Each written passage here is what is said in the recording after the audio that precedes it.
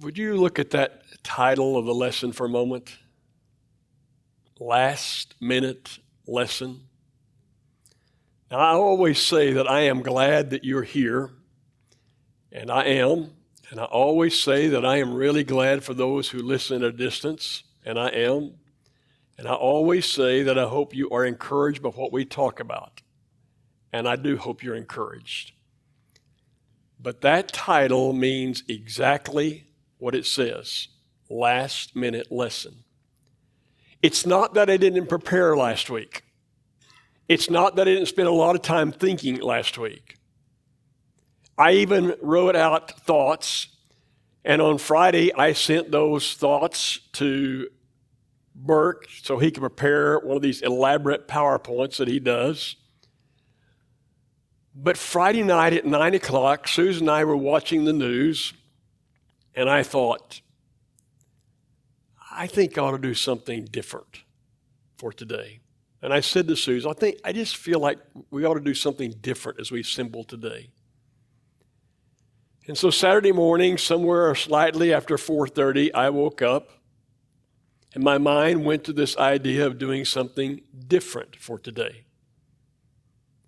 And so I got up and went to my office and started writing notes for what I call a last-minute lesson. Now, the danger of this is when you do last-minute things, you may end up saying some things you wish later you would not have said. The danger of this is you may get through with all this and think there are some things I wish I would have said that I didn't. The danger of this is that maybe the motive was all wrong. I don't know. So you have to decide with me as we progress through these thoughts, and I want to begin with this word. Polarization. The idea of being one on one end and others being on the other end. And sometimes as separated as far as the distance between the North and the South Pole on this planet. Polarization is a common thing.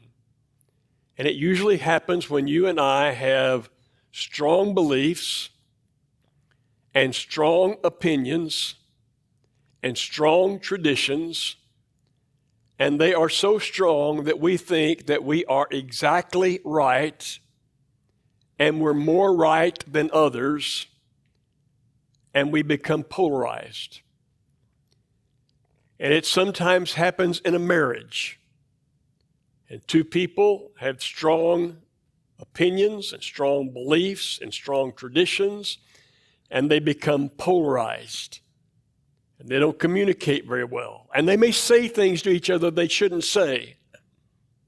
And sometimes we become polarized with our children, parents and children, over the same issues. And sometimes we become polarized in businesses. And it goes on, this idea of polarization. It happens in nations, and it's happened since the beginning of time. It's happened in this nation that we have been polarized. Normally, it occurs for these three reasons. There may be other reasons, but it occurs for at least these three. Politics always polarizes, or it has a tendency to. As does money, and money is sometimes tied to politics. And you put religion in the midst of all that. I grew up, and I don't mean this to be mean or calloused, or I don't want to state it wrongly, but I grew up, and on my mother's side of the family, when we would go to her parents' house, which I was there a lot, it was well known you don't ever bring up the subject of politics or religion, because if it could become one of these things that polarizes people.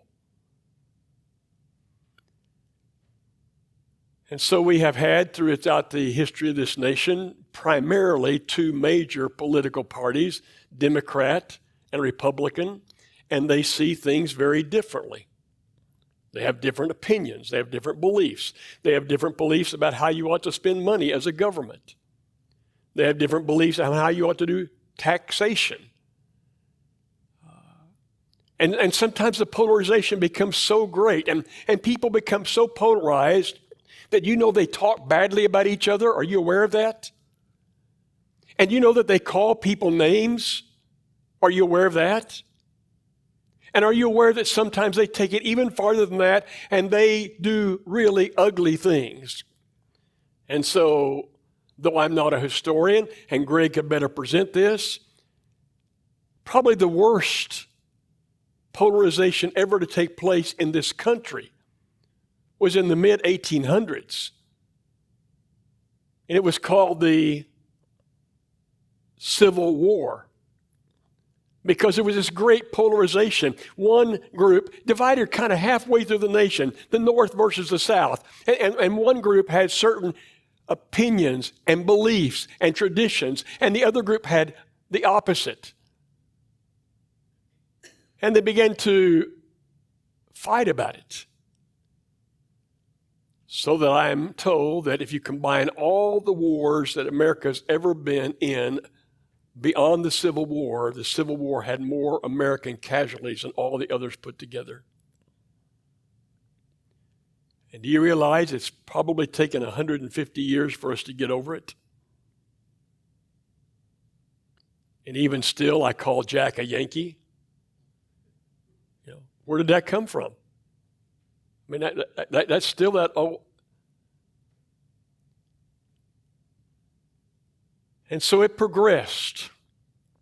So that when I was in the 7th grade, sitting in a class, I think they called it a government class, a man named Crewall was teaching it. I learned that one of our presidents had been assassinated.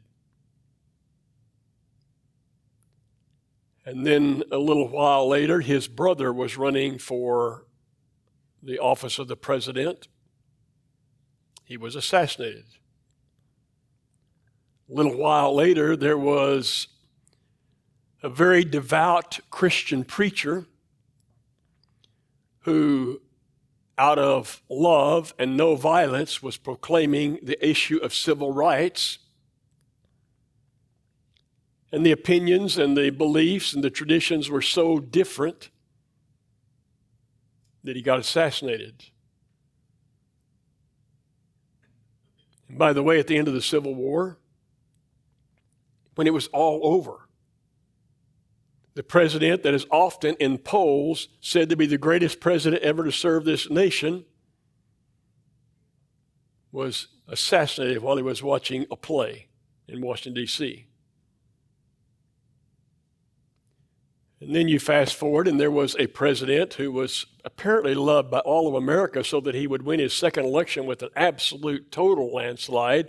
And there was an attempted assassination, and they almost got the job done. He was struck by a bullet. And then you come to modern times and recent times, and there was a man running for the presidency who had been president before and running, and 2 different times there was an attempted assassination. And then this last week, the news broke. The 31-year-old man who was such a devout Christian,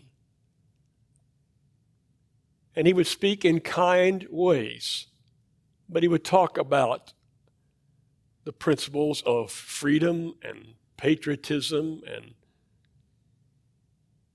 and he was assassinated. And he was listened to by young people all over this nation. And so in politics, there are all kinds of polarizations. Everybody see that?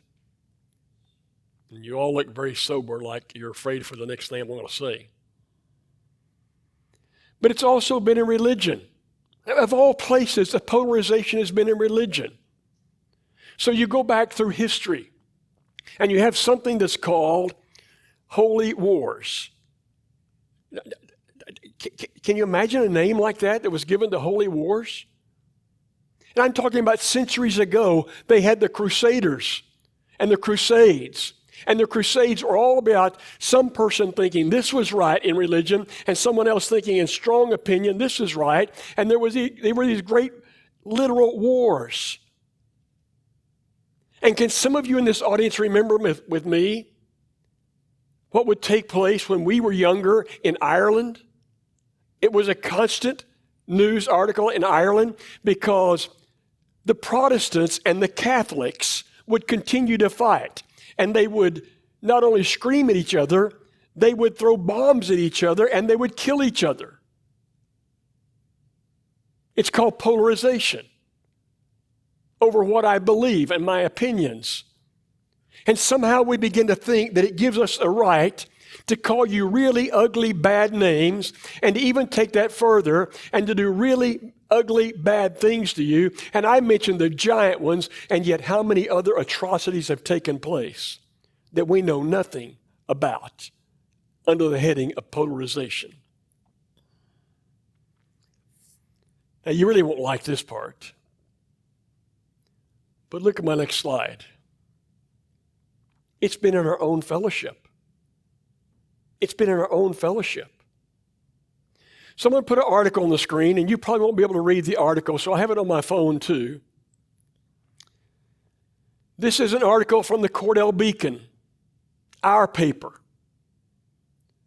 that was published in October the 29th day of 1916.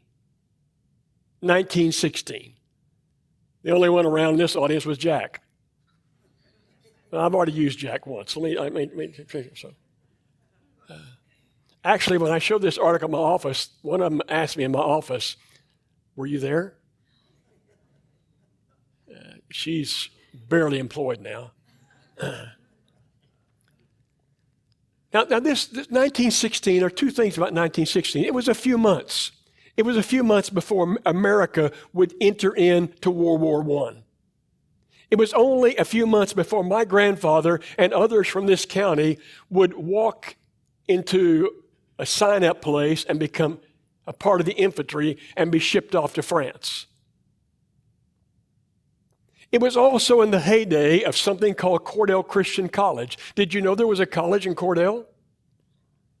It was started by our fellowship. Now, it left Cordell and moved to Harper, Kansas. And from Harper, Kansas, it went to Morrilton, Arkansas. And from Morrilton to Searcy, Arkansas. Today, it's known as Harding University, a fine university. But it was a forerunner to the campus where I go every week.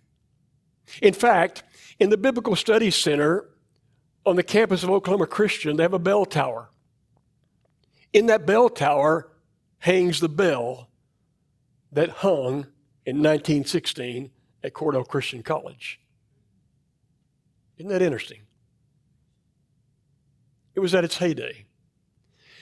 There are two paragraphs highlighted there. I know you can't read them, but I'll read this one for you. The one on the left-hand column says this, you're right. Now, they were having a revival, a citywide revival. They decided the revival would last for 2 weeks. But it became so popular, they extended it for 4 weeks. They had hired a preacher from some way far away, a non-denominational preacher. It says that the churches from Cordell participating in the revival were the Methodist, Presbyterian, Baptist, Catholic, Church of Christ, Church of God, Mennonite, Church of the Brethren. I had a man in my office this week that is the senior preacher for a church of 8,000 people. Started with 140 in Oklahoma City, and now he's 8,000. He's close to my age. So let me show you something. Because they have moved away from the Church of God, but they were started by the Church of God. I said, look at what happened in the little town of Cordell. He read that and he said, oh my. It was like he couldn't believe it, that something like that could happen. Now, after 4 weeks, it says there were over 500 professions of faith in this little town. Of the 500, it says that 457 chose to place their membership in one of the sponsoring congregations. That's 1916. That's kind of the restoration spirit. That's how it used to be. And I could take more of your time and tell you more evidence of how it used to be because I have a monument on one of our farms that declares how it used to be. But fast forward 20 years. Fast forward 20 years. A year ago, I was on the third floor of our library with a small group of people. They wanted me to go look at the third floor of the library because it's a vast space. It's largely unused. Thinking, how could we repurpose this space? Hardly any books. But as I was walking around, I saw this one case of books, and they were all bright red hardback books, and I wondered, what are those? So I walk over with another man, and I pull out one of the volumes, and I open it up, and I realize they're hardback, but they're just bound copies of something that was started in the 1930s called the Gospel Guardian. They were just papers that were published and sent to churches. I just opened it up in the middle and pointed my finger at one column, and I read this statement with this man standing beside me. It said, if any one of your members is friendly with someone from the Christian church, put them on the suspect list. I looked at the man and said, the suspect list? What is a suspect list? Is that in the New Testament? Then I began to think about these names. Gospel Guardian? Does that seem provocative to you? And I read some other names, like Contending for the Faith. Contending seems like it's battling a little bit. And then I read another one like the Spiritual Sword, like we take out our sword and we fight. And you read the articles and they seem provocative in division and polarization.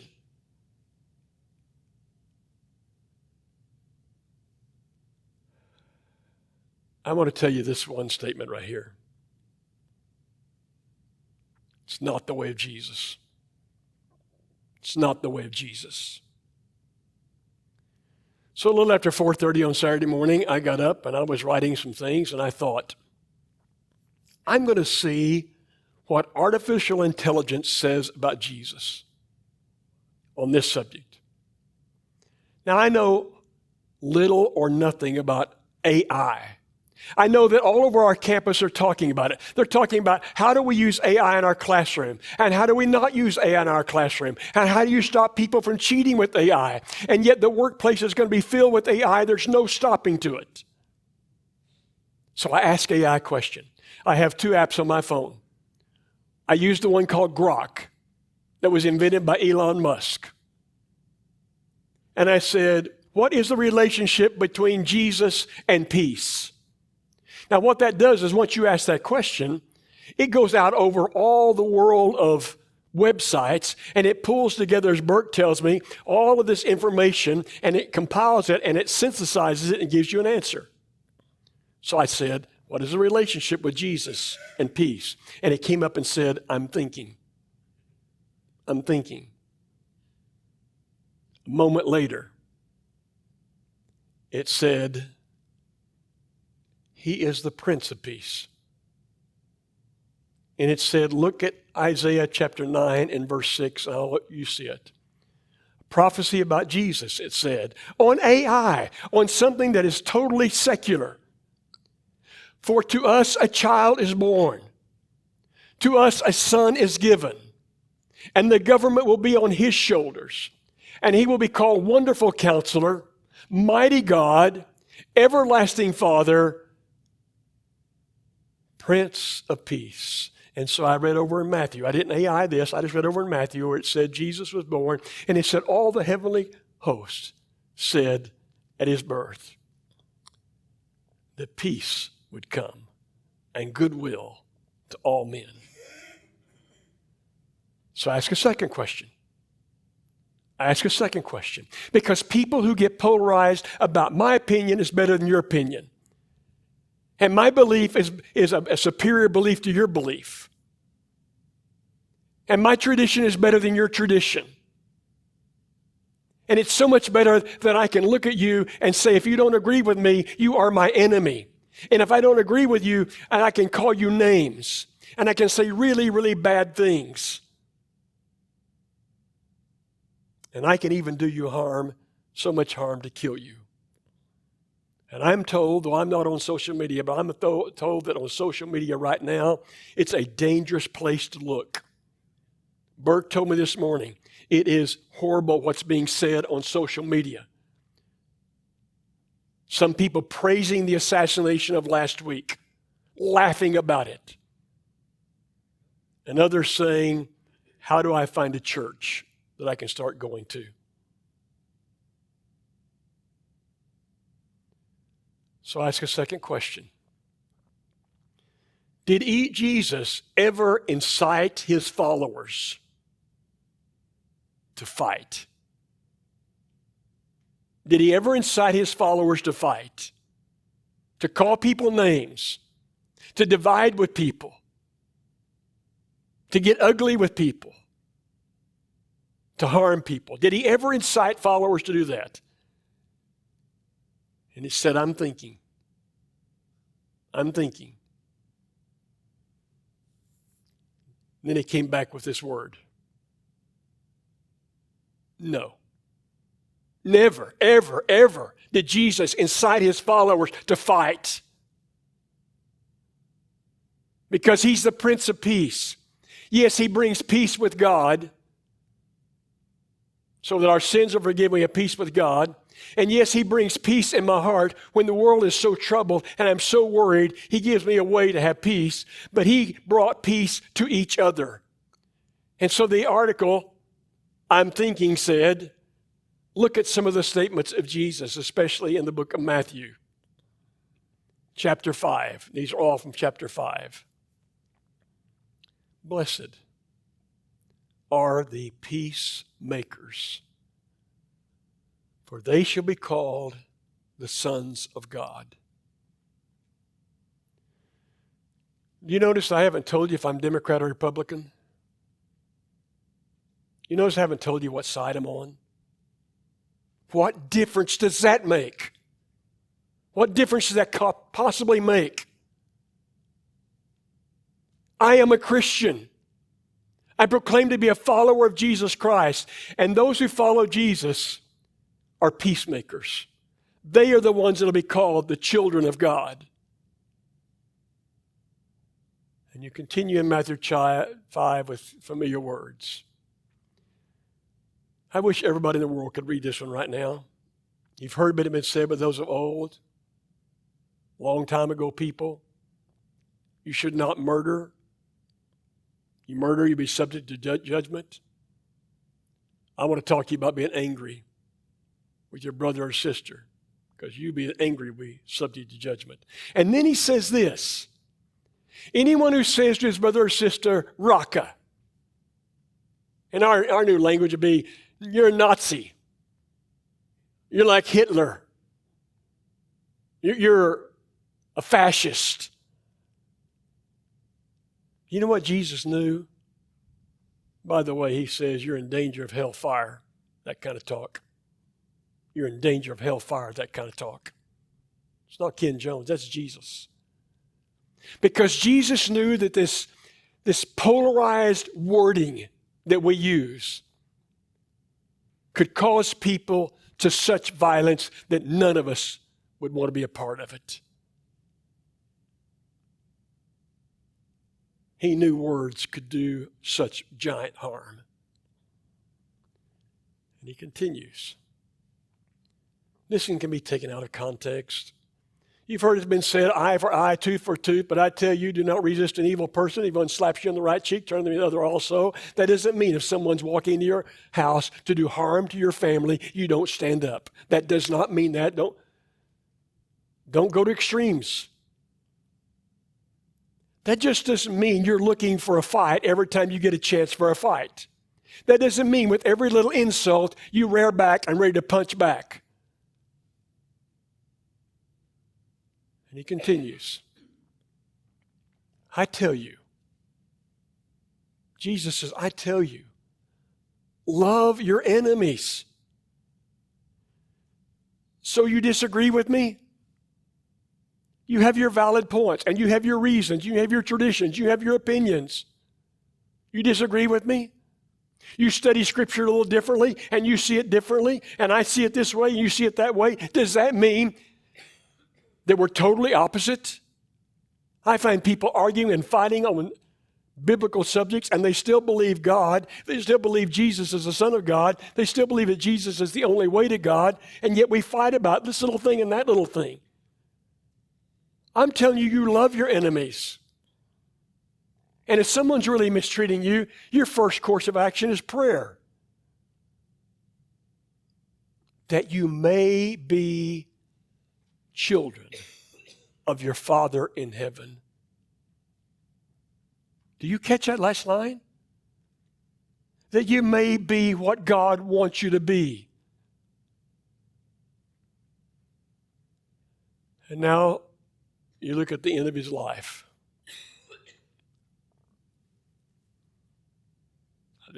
This is AI. It's not me. This is AI.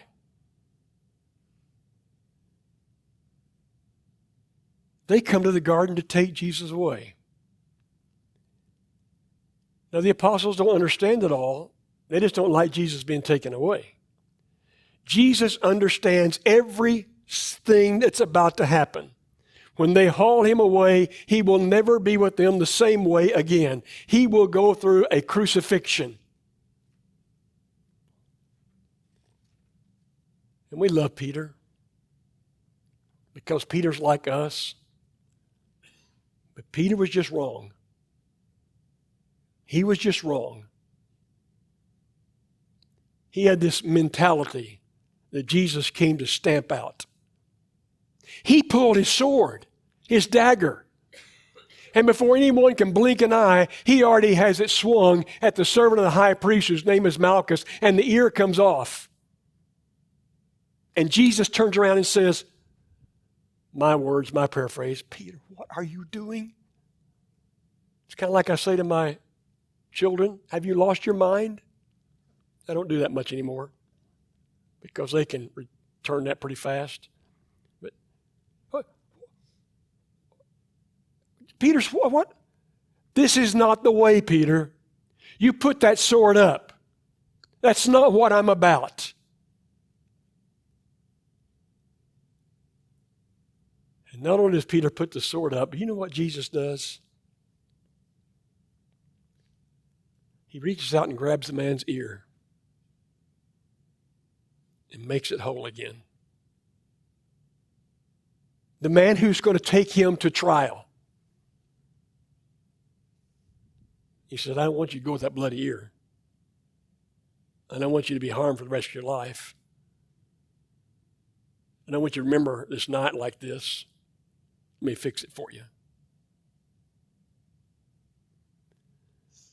And so the last statement. Jesus' life was one of transformative love over force. Now you're going to go home today and be able to read about Jesus saying, I came to bring a sword.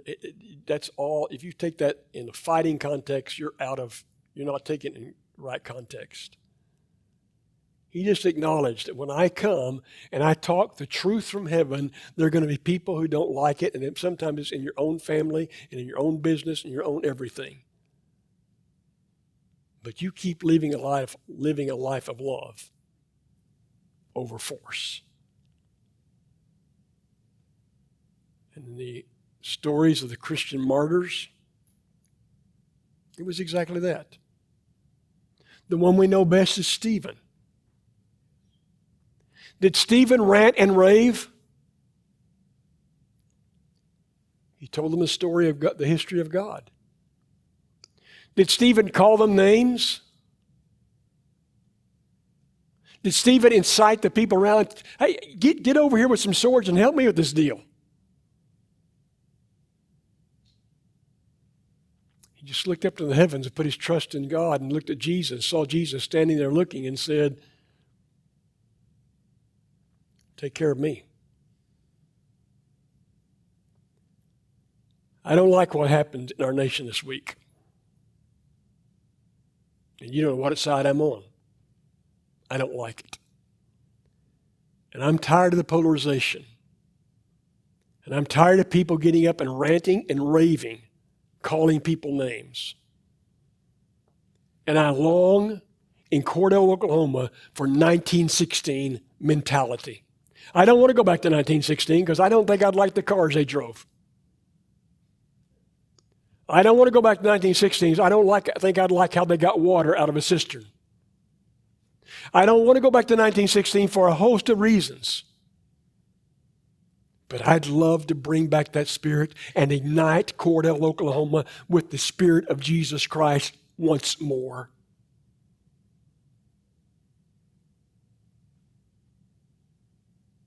Because Jesus is the Prince of Peace.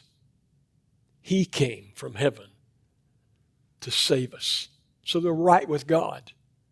He came from heaven so that when this world gets full of tragedy in my personal life, when the money doesn't work, when the disease comes, when the shoulder has to be replaced, I have this peace that He gives.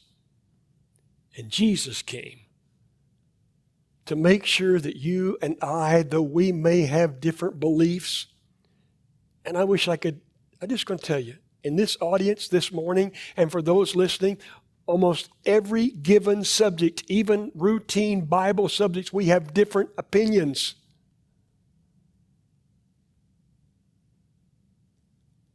But can it not be that we call each other brother and sister and act like it?